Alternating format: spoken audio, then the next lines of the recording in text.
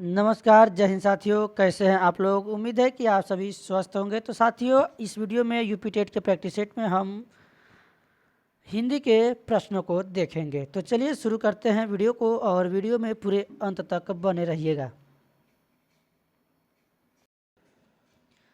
तो साथियों, प्रश्न है आप सभी के स्क्रीन पर। यहाँ पर निर्देश दिया गया है, नीचे दिए गद्यांश को पढ़कर पूछे गए प्रश्नों के सबसे उचित वाले विकल्प चुनिए। तो यह गद्यांश एक बार इसको देख लेते हैं। आप लोग भी एक बार सही से पढ़ लेंगे, स्क्रीनशॉट ले लेंगे। गद्यांश से और पद्यांश से आपके प्रश्न जो है मिलते हैं, और ज़्यादा यहीं से प्रश्न सही होते हैं, सही होने के चांस ज़्यादा रहते हैं।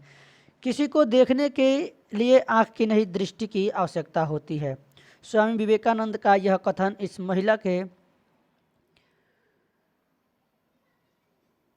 जीवन का दर्शन बन गया। इस जीवन दर्शन के सहारे उन्होंने एक और कठिनाइयों का सामना किया तो दूसरी ओर सफलता का मार्ग ढूंढा और उस पर निर्भरता से आगे चली। जी हाँ, हम बात कर रहे हैं मुंबई की रेवती राय की। रेवती राय वह महिला है जिन्होंने महिलाओं की कठिनाइयों को ध्यान में रखकर केवल उन्हीं की सुविधा के लिए फारसी नाम के कैब सेवा प्रारंभ की। उद्देश्य अस्पष्ट था, कामकाजी और ज़रूरतमंद महिलाओं को अपने शहर में सुरक्षित सफ़र का भरोसा देना। यह सेवा उन महिलाओं के लिए वरदान साबित हुई जिन्हें महानगरों में मुंह बाएं बैठे अपराधी तत्वों या परपीड़ा में आनंद लेने वालों से प्रायः रोज ही जूझना पड़ता है। खतरों और आशंकाओं से भरी सड़क परिवहन की जिंदगी में कदम रखने का निर्णय लेना रेवती के लिए सरल नहीं था, लेकिन कभी कभी व्यवस्था भी प्रेरणा देती है। ऐसे ही अवसरों पर आँख नहीं, दृष्टि वाला दर्शन प्रेरक होता है। गंभीर बीमारी से जूझ रहे पति के इलाज में सारी जमा पूंजी चूक जाने के बाद रेवती को अपने अस्तित्व के लिए कुछ न कुछ करना था। सो उन्होंने एकदम नया रास्ता चुना, कैब के द्वारा महिलाओं को सुरक्षित यात्रा का आश्वासन। तो ये रहा आपका गद्यांश। इसके हिसाब से प्रश्न यहाँ पर है, प्रश्नों का उत्तर देना है। कौन सा विकल्प गद्यांश के मुख्य भाव के सबसे निकट है? तो ऑप्शन है आप सभी के स्क्रीन पर।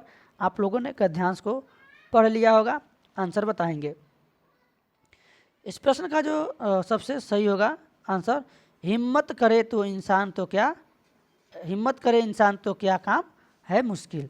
ऑप्शन डी जो है इस प्रश्न का सही जवाब होगा। चलेंगे अगले प्रश्न पर। किस शब्द में उपसर्ग और प्रत्यय दोनों हैं? यानी प्रत्यय जो बाद में भी लगा हो और शुरू में भी, जो पहले जुड़ते हैं, शब्द के पहले जुड़ते हैं उपसर्ग होते हैं, और जो बाद में जुड़ते हैं वे होते हैं प्रत्यय। तो प्रत्यय बाद में जुड़ता है, बताना है। तो यहाँ पर जो ऑप्शन सही होगा, सफलता में देखेंगे, इसमें जो है इसका मूल शब्द है फल, और इसके पहले उपसर्ग लगा है स, और ता जो है उपसर्ग है, इसका प्रत्यय है। तो यहाँ पर आंसर हमारा बी सही होगा। चलेंगे अगले प्रश्न पर। पर पीड़ा शब्द का गद्यांश में प्रयोग के अनुसार अर्थ है। पर पीड़ा का अर्थ यहाँ पर बताना है। ऑप्शन आप सभी के स्क्रीन पर है।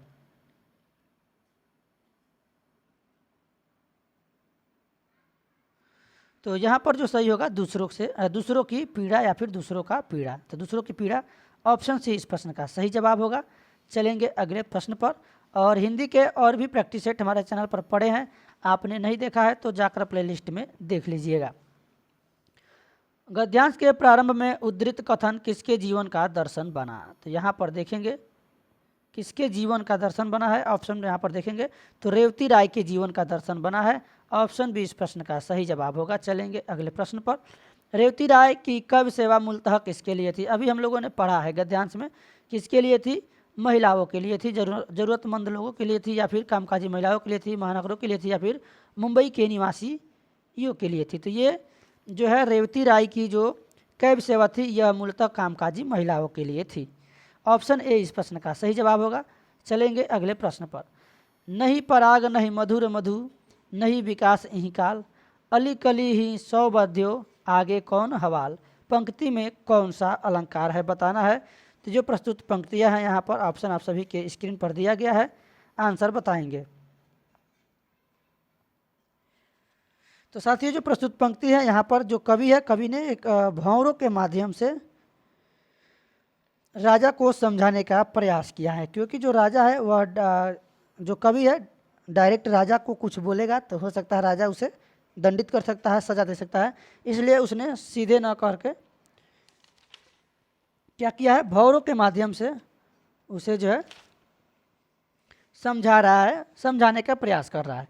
तो राजा के समझाने के लिए सीधे साधे बात न करके भंवरों का सहारा लिया गया है। अतः यहाँ पर क्या होगा, यहाँ पर एक प्रकार व्यंग मारा गया है। तो यहाँ पर हमारा जो सही आंसर होगा विकल्प इसमें अन्योक्ति अलंकार, सी के साथ आंसर लगा देंगे। चलेंगे अगले प्रश्न पर। निम्न में से किस विकल्प में अकर्मक क्रिया नहीं है? अकर्मक यानी बताना है किसमें अकर्मक क्रिया नहीं है। ऑप्शन देख के, प्रश्न देख के सही से आंसर लगाना है। पूछा गया है किसमें अकर्मक क्रिया नहीं है। ऑप्शन सी देव सोता है। ऑप्शन सी इस प्रश्न का सही जवाब होगा। चलेंगे अगले प्रश्न पर। भला मानस शब्द का समास विग्रह है। ऑप्शन आप सभी के स्क्रीन पर है, बताएंगे। तो भला मानस का जो शब्द का समास विग्रह होगा, भला है जो मानस। ऑप्शन ए के साथ आंसर लगाएंगे। चलेंगे अगले प्रश्न पर। तल्लीन शब्द का संधि विच्छेद है। तल्लीन तो तत्धन लीन हो जाएगा। इसमें जो है ऑप्शन देखेंगे, आप लोग बताएंगे ऑप्शन इसमें कौन सा सही होगा। तत्धन लीन, तल्लीन हो जाएगा ऑप्शन सी। सी के साथ आंसर लगाएंगे। चलेंगे अगले प्रश्न पर। हाथ कंगन को आरसी क्या, पढ़े लिखे को फारसी क्या? यहाँ पर बताएंगे।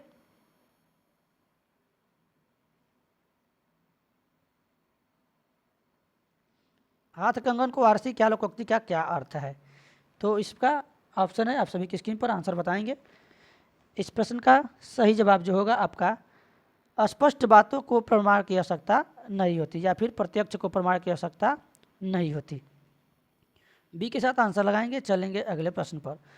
करी बिलाप सब रो वहीं रानी, महाविपत्ति किमी जाई बखानी। सुनि बिलाप दुखहूँ दुख लागा, धीरजहु कर धीरज कर धीरज भागा। उपयुक्त पंक्ति में कौन सा रस है? रस पूछा गया है, यहाँ पर बताएंगे।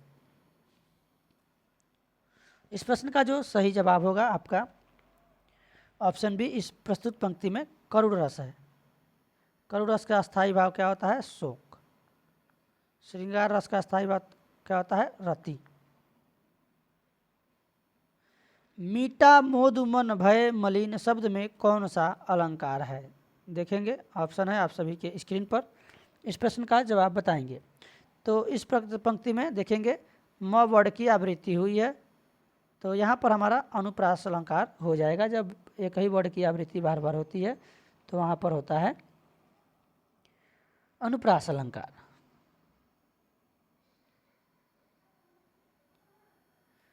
निम्न विकल्पों में से कौन सा जातिवाचक संज्ञा शब्द नहीं है? जातिवाचक पूछा गया है, जहाँ जिस शब्द के किसी विशेष जाति का बोध होता है। तो यहाँ पर ऑप्शन डी में देखेंगे, सुंदर एक शब्द दिया गया है जो कि क्या है? जातिवाचक संज्ञा शब्द नहीं है। बाकी पेड़, फूल, फल ये सभी जातिवाचक संज्ञा। पेड़ में बहुत सारे पेड़ हैं, जैसे कटहल के पेड़ हैं, बरगद के पेड़ हैं, आम के पेड़ हैं, सेब के पेड़ हैं, तो इसलिए यहाँ पर डी ऑप्शन सही होगा। अगला प्रश्न है, साधु शब्द का स्त्रीलिंग क्या है? ऑप्शन है आप सभी के स्क्रीन पर। साधु का जो स्त्रीलिंग होगा ऑप्शन आपका बी यानी साध्वी हो जाएगा। अगला प्रश्न है, निम्न में से किस विभक्ति चिन्ह का प्रयोग संबोधन कारक में होता है? तो इसको है आपको याद करने के लिए याद करना पड़ेगा। कर्ता ने कर्म को करण से, तो करण कारक में से आता है। कर्ता ने कर्म को, कर्म में को आता है। संबोधन में आपका आता है हे अरे भो, तो हे राम, हे रामौ, हे रामः। राम रामू रामः रूप आपने पढ़ा होगा। तो जो संबोधन कारक में आता है हे राम, हे रामौ, हे रामः।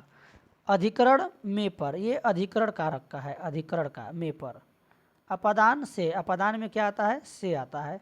संबंध काके की रारेरी ये आता है। तो यहाँ पर जो आंसर हमारा सही होगा अधिकरण हे अरे, संबोधन कारक पूछा गया है, तो बी के साथ आंसर लगाएंगे। चलेंगे अगले प्रश्न पर। अगला प्रश्न है, निम्न में से कौन सा मध्यम पुरुषवाचक सर्वनाम का बहुवचन है? मध्यम पुरुषवाचक सर्वनाम का बहुवचन पूछा गया है। ऑप्शन आप सभी के स्क्रीन पर है। तो इसका जो सही जवाब होगा तुझे। एक के साथ आंसर लगाएंगे। अगला प्रश्न देखेंगे, उच्च प्राथमिक स्तर पर मुहावरे लोकोक्तियों के शिक्षण के संबंध में आपके लिए सर्वाधिक महत्वपूर्ण है। ऑप्शन आप सभी के स्क्रीन पर है, आंसर बताने का प्रयास करेंगे।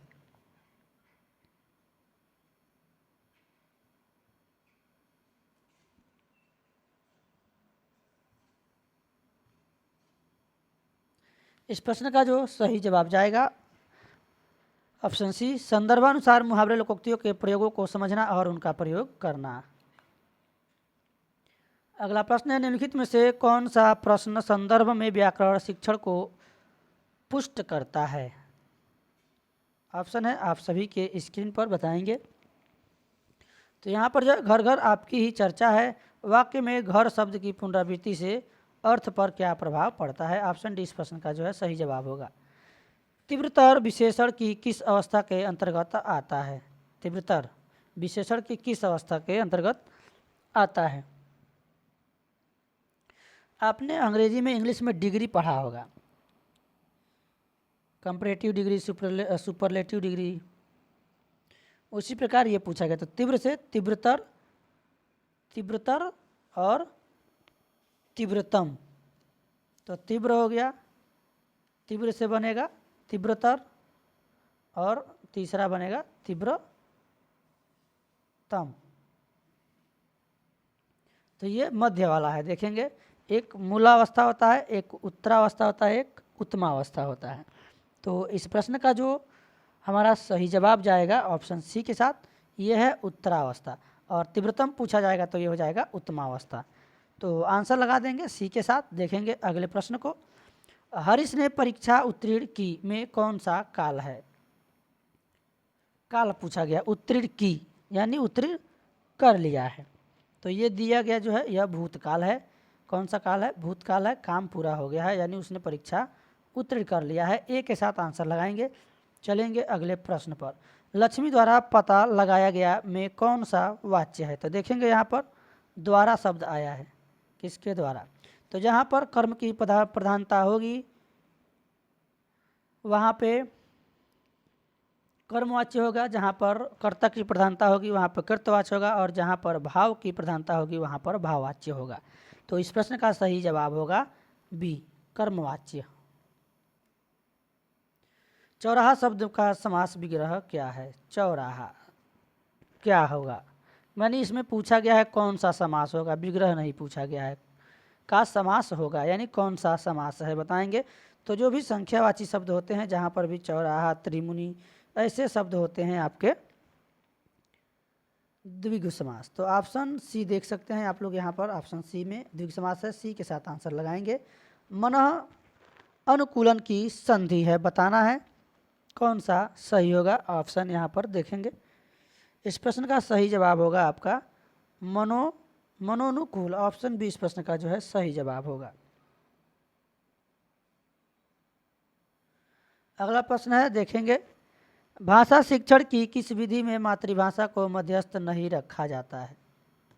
तो भाषा शिक्षण की किस विधि में मातृभाषा को मध्यस्थ नहीं रखा जाता है। ऑप्शन है आप सभी के स्क्रीन पर। तो यह जो है प्रत्यक्ष विधि में। ऑप्शन डी आपके प्रश्न का सही जवाब होगा। चलेंगे अगले प्रश्न पर, भाषा शिक्षण के संदर्भ में किसी शिक्षक के लिए सर्वाधिक महत्वपूर्ण है। ऑप्शन है आप सभी के स्क्रीन पर, बताएंगे प्रश्न का सही जवाब। तो इस प्रश्न का सही जवाब होगा भाषा प्रयोग के अधिक अवसर प्रदान करना। वीडियो के अंत में आप लोग जरूर बताएंगे कि आप लोग 30 में से कितने प्रश्नों का उत्तर सही जानते थे, यानी कितना स्कोर आप लोगों का था। बी के साथ आंसर लगाएंगे। अगला प्रश्न है, लापता शब्द में किस शब्द के उपसर्ग का प्रयोग किया गया है। लापता शब्द में यहाँ पर बताएंगे किस प्रश्न का, इस प्रश्न का सही जवाब कौन सा होगा। तो लापता शब्द में जो है अरबी फारसी शब्दों में यहाँ पर उपसर्ग प्रयोग हुआ है। ला उपसर्ग यह जो है अरबी फारसी का है। चलेंगे अगले प्रश्न पर, गले मढ़ना मुहावरे का अर्थ क्या है। तो गले मढ़ना इस मुहावरे का अर्थ बताएंगे। ऑप्शन है आप सभी के स्क्रीन पर।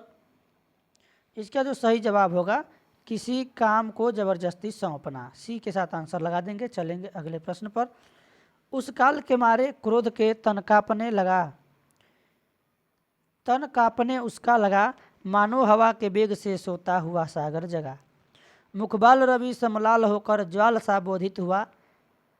प्रलयार्थ उसमें मिस वहाँ, उनके मिस वहाँ क्या काल ही क्रोधित हुआ। उपयुक्त पंक्ति में कौन सा रस है। तो रस से प्रश्न है, यहाँ पर देखेंगे सही जवाब बताएंगे इस प्रश्न की। तो सही जवाब जो होगा इसमें अद्भुत रस, यहाँ पर इन पंक्तियों में अद्भुत रस हो जाएगा। चलेंगे अगले प्रश्न पर। अगला प्रश्न है, सीधी चलते राह जो रहते सदा निशंक, जो करते विप्लव उन्हें हरि का है आतंक। प्रस्तुत पंक्ति में कौन सा अलंकार है। तो ये रहा आप सभी का प्रश्न।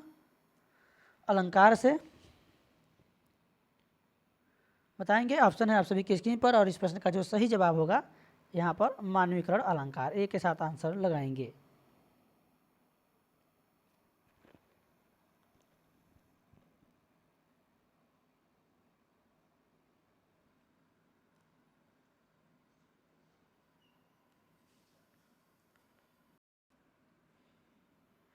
आखिरी प्रश्न है इस वीडियो का, भाषा के सभी रूपों में से किस रूप का सबसे अधिक प्रयोग किया जाता है।